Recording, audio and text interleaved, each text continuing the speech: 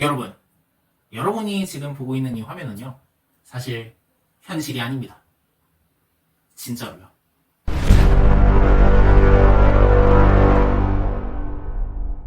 주변에 보시면 고집 엄청나게 센 사람들 꼭 한 명씩은 있죠. 아무리 말해도 옆에 사람들 말은 절대 안 들어서 꼭 1대100을 찍으시는 분들, 흔히 삼국지에서 나오는 장판파를 찍으시는 분들이 많습니다. 주변에서 보고 있자고 하면 정말 답답하고 속이 뒤집어지죠.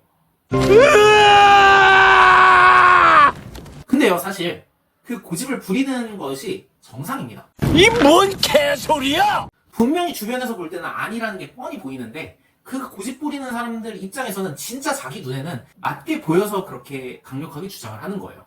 사실 여기에도 뇌 오류가 숨어 있습니다. 영국의 유명한 뇌과학자로 알려진 칼 프린스턴 교수가 주창한 자유에너지 원칙이라고 하는 것이 있습니다. 좀 어렵지만 쉽게 설명하면 이런 거예요. 우리 뇌는 감각기관을 통해서 얻은 자극을 고지봇대로 받아들이지 않고 이 수집한 감각 자극들을 사전 지식을 바탕으로 재해석해서 그것을 사실로 받아들이고 인식한다는 거예요. 이 냄새, 이 소리, 이 시야는 우리가 받아들인 그대로 인식하지 않습니다.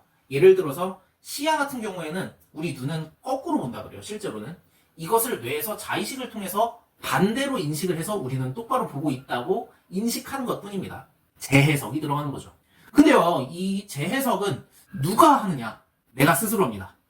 내 자의식에 의해서 재해석을 하는 거예요. 근데 사람마다 이 자의식이 다 다르죠. 경험도 다르고 행동도 다르고 환경도 다르니까. 그래서 똑같은 현상, 똑같은 자극을 보고도 해석이 달라집니다.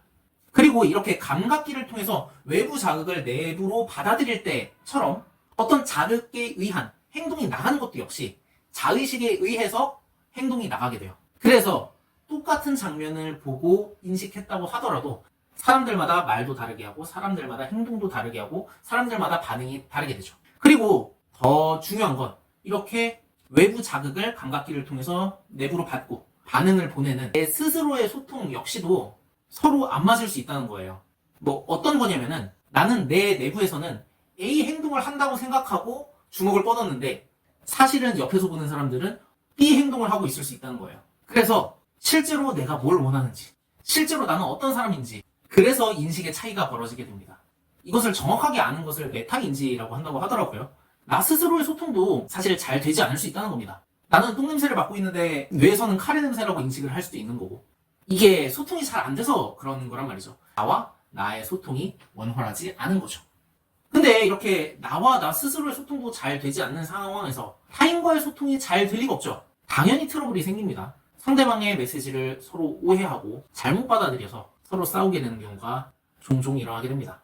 그렇기 때문에 이렇게 고집이 세다는 말을 자주 듣는 사람은 자기 스스로의 마음이 뭔지를 먼저 알아차리고 인식하는 연습을 할 필요가 있습니다. 그 과정이 바로 내면 소통이죠. 결국 다른 사람과의 소통 역시 내면 소통의 연장선상이기 때문에 나와 내가 하는 대화를 나와 당신이 하는 것 뿐이니까요. 그래서 스스로에 대한 메타인지가 잘 발달된 사람은 그만큼 타인과의 소통 역시 원활하게 이루어질 수밖에 없죠. 결국 이 내면 소통 과정은 작은 감각 하나하나에 집중하고 느낌으로써 실제 실체와 내가 받아들이는 이미지의 싱크로율을 맞추는 과정이라고도 볼 수 있겠죠.